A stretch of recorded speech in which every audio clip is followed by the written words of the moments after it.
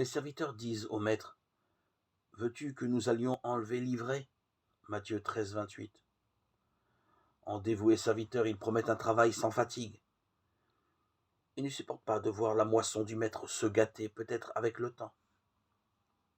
Mais le maître, que le temps ne fatigue pas et qui peut effacer quand il le veut les dommages subis par sa moisson, les en défend en disant non. Et la raison pour laquelle il le leur interdit, il l'a dit aussitôt, de peur qu'en élevant l'ivraie vous m'arrachiez le blé en même temps. Matthieu 13, 29. Autre était l'aspect, autre la fleur.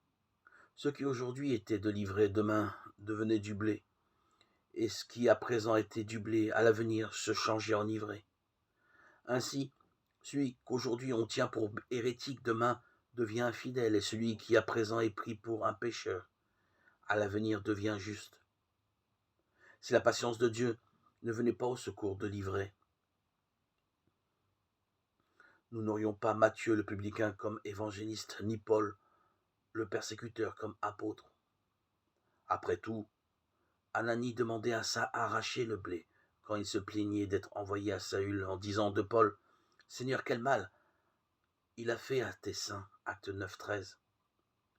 C'est-à-dire arrache l'ivraie. Qu'est-ce que la brebis a à voir avec le loup? Le serviteur dévoué avec le rebelle, ou un tel prédicateur en mission avec un persécuteur?